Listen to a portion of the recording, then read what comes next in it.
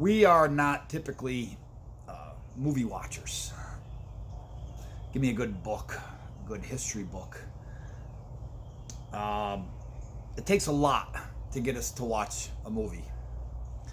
Years ago, several years ago, my son had recommended a movie to me, and he says, "Oh, Dad, this is an awesome movie. You got to watch it. It's about the MMA." And that's how he sold me this movie. And I'm like, "Oh, okay." I didn't watch it. Like I said, we're not big movie watchers. But this is Irish American History Month, Irish American Heritage Month. And I was telling one of my Irish friends at work that he should watch the movie, the Molly Maguires. It's a good movie about the Irish, in the mines. And so he told me to watch this movie. Now, I didn't connect that the movie he was telling me to watch was the same movie my son told me to watch years ago. But he said this movie was about two Irish brothers. So immediately he sold me the movie in a much different fashion. And when I talked to my son last night, we laughed about that. So now he knows how to sell me a movie if he thinks I should watch it. This movie was called Warrior, and it's a 2011 movie. And the reason I am making this video on that movie is because the movie was very well done. It was written and directed by an Irishman. And the way this movie flows, you have the father, Paddy Conlon, is a drunken old man who grew up a fighter. Now, right off the bat, you don't know how to take the father, because the son, who is full of rage, the younger son, is absolutely full of rage. And I'm going to approach this movie from a very philosophical standpoint. What made the father be who he was? Because the son said he knows how to throw a punch, but not how to give a punch. Now, him and his mom also left the father, so it leaves that, did he beat the wife? Now, by the end of the movie, I personally don't think so. I think the environment that was created for the Irish, the American Irish in this country, created two scenarios: booze and knuckles, the fighting Irish. So it was society that made the father back then. But then you have that carried into the children, the two sons. You have this rage of almost like an abandonment in the younger son. He joins the military. I don't want to give away too much of the movie. It's an excellent movie. But he's got this rage within him that you see coming out. It's apropos.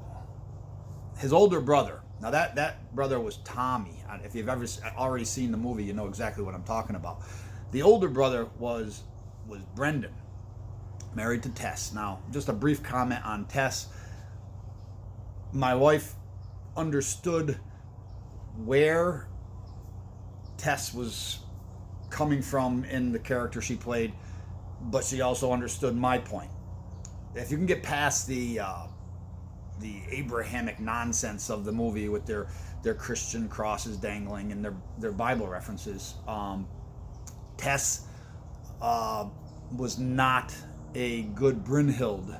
She was not the victory driver until later in the movie.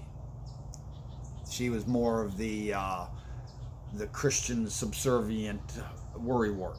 Okay, now this movie is far superior to any of the other 80s boxing movies that were on screen, because this one pulls in so many different emotions.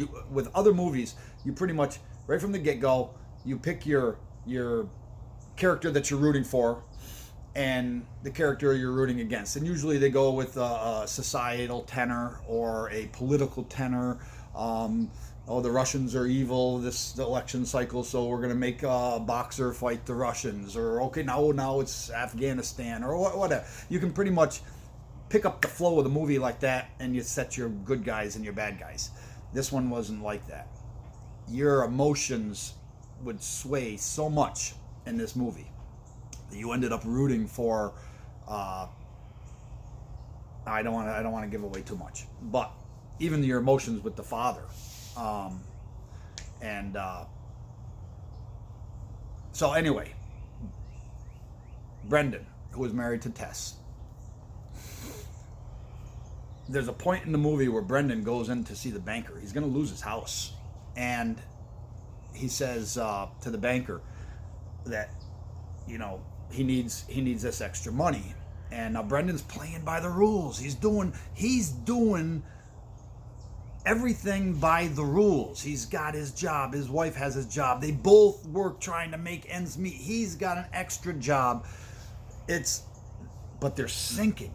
And so the banker tells him that, and he took out a second mortgage for his house so that he could pay for his kids' medical bills, and he's going under. He's going under. And the banker says, well, you knew this going into it. And he says, and Brendan says to the banker, I did what you told me to do. And so here you have one brother full of rage and another brother who's trying to play by the rules, but the system is screwing him. The system is screwing him playing by the rules. It keeps him locked into a slavery. And so that rage starts to build in the second brother, where he has to take a course of action he even loses his job, to try to circumvent losing everything that he thinks is real, his home, his family, everything. So you have this draw from a past time of alcohol and knuckles, because that's all you had. Society puts you into a role of no Irish need apply. Those were the signs that were hung. That stems from the time of white slavery. I know modern history and their propaganda says that was indentured servitude. I'm not going to get into a whole white slavery thing here, but it's white slavery was real. Indentured servitude is a word they use in the modern education system to try to cover it up. I find that in the MMA tournament, that the first fight by Tommy is very apropos. Very apropos. Even the reaction to his opponent, or that his opponent gave, was very apropos. Now, this is where it gets a little bit deeper as far as philosophy goes, psychology. This history of the Irish in this country and what they endured and continued. They didn't. See, that's what's amazing about the Irish Americans, is they endured so much more than any other people, and they don't consider themselves. We don't consider ourselves victims. We are not victims. We are survivors. We are more than survivors. We forge forward. The Irish, the American Irish.